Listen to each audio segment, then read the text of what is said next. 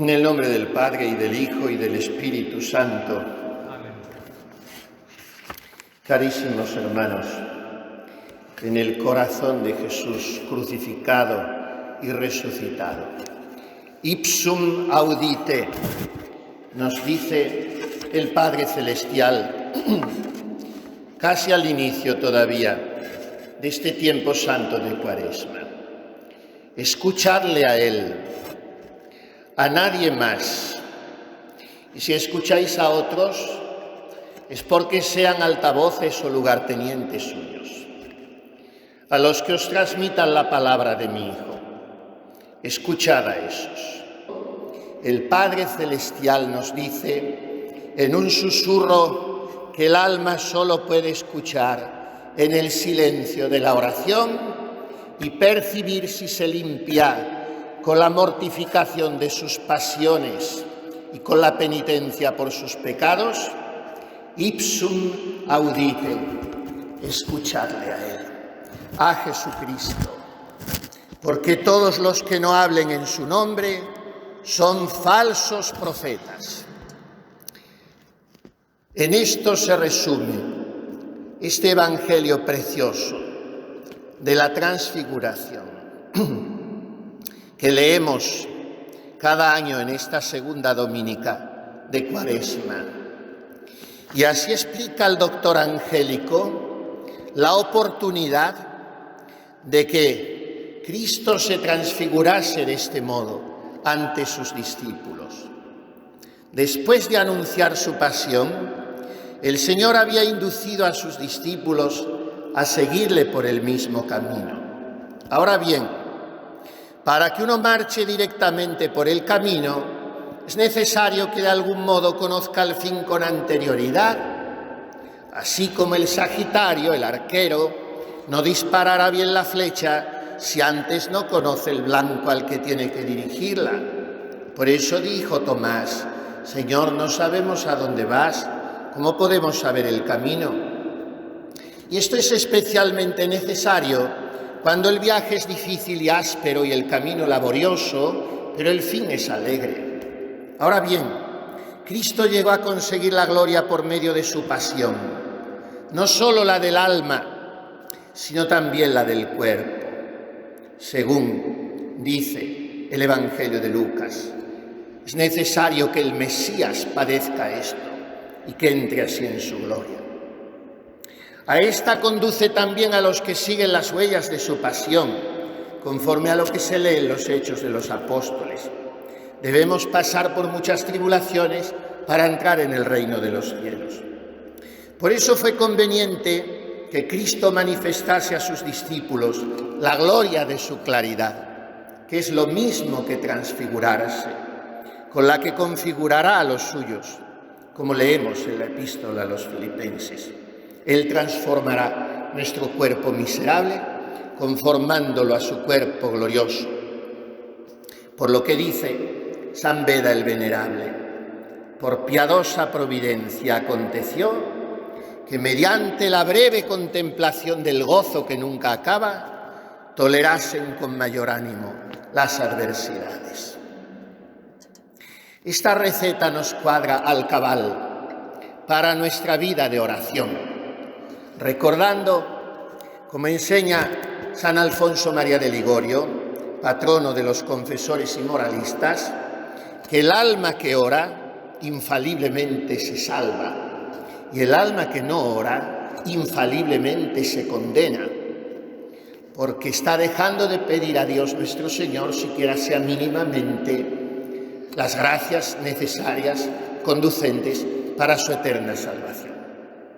Si nosotros oramos, en esa oración adquirimos una fortaleza sobrenatural que nosotros no podemos autosuministrarnos porque es de origen celestial.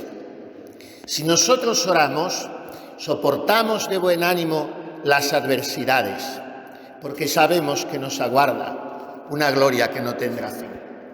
Si nosotros oramos, compensamos la amargura y la frustración que nos produce en tantas ocasiones el trato con las criaturas, incluso con aquellas que nos quieren bien, con el verdadero amor que solo puede proceder del corazón de Jesús y que nos hace exclamar como a San Pedro: Señor, qué bien se está aquí contigo. Y es cierto que de esto se llena la conciencia y la sensibilidad, el intelecto y la voluntad de quien pasa una hora o siquiera media con el Santísimo Sacramento, expuesto en la custodia o reservado en el sagrario. Así se fortalece quien en su casa abre la Sagrada Escritura o el Kempis o la vida de un santo y lee y se estimula a seguir adelante. O quien examina su conciencia y dice ante Dios y ante sí mismo: ya está bien de seguir manteniendo un año y otro, incluso cultivándolo y fomentándolo, este vicio o este defecto temperamental que me aparta de Dios. Y todo esto es hacer oración. Y entonces no caemos en las garras de la epidemia del pecado, porque en la oración escuchamos a Jesús.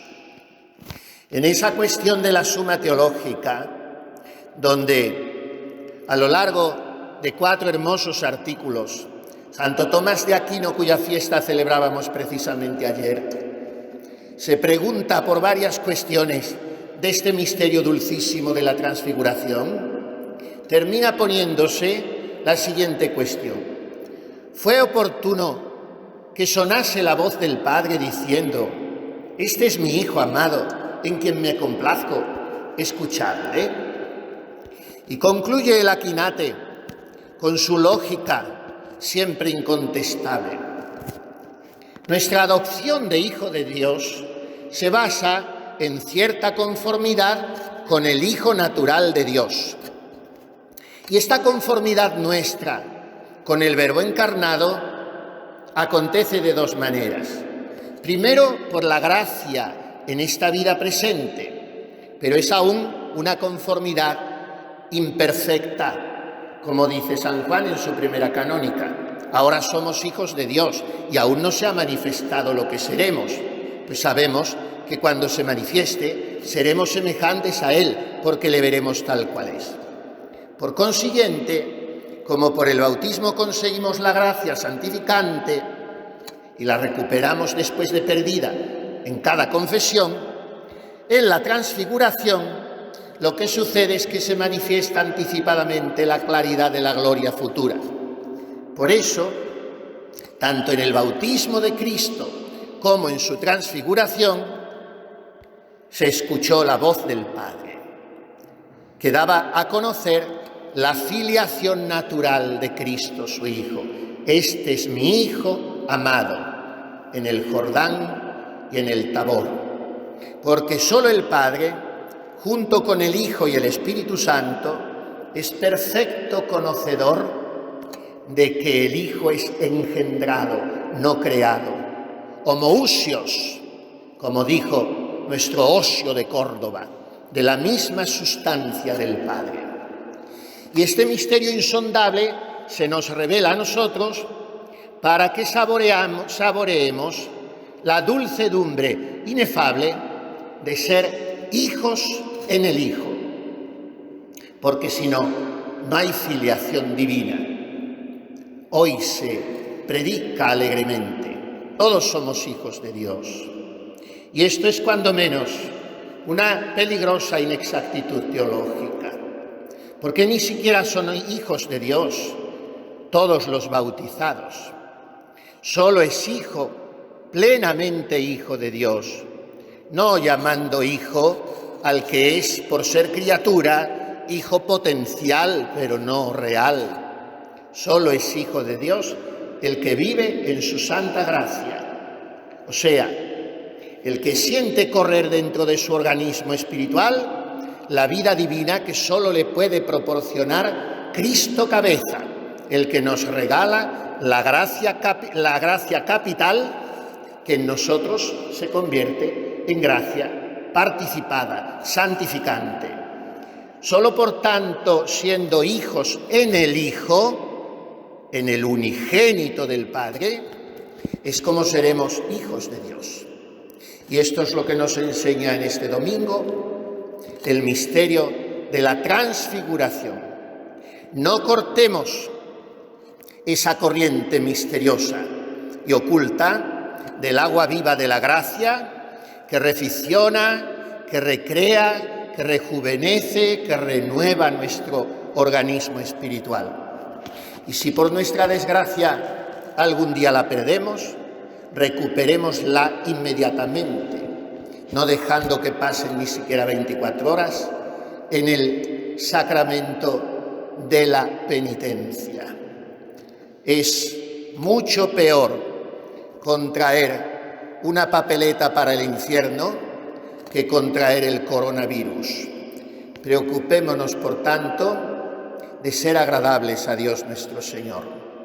Cuidemos nuestro cuerpo, sí, porque es una obligación derivada del quinto mandamiento de la ley de Dios, puesto que la caridad bien entendida empieza por uno mismo, aun cuando el bien material ajeno esté antes que el propio, como entendieron San Luis Gonzaga, San Carlos Borromeo o nuestra Santa María Micaela del Santísimo Sacramento, que acudieron a curar a los apestados en Roma o en Milán o en Valencia respectivamente, sin preocuparse de tiquismiquis, de contagios.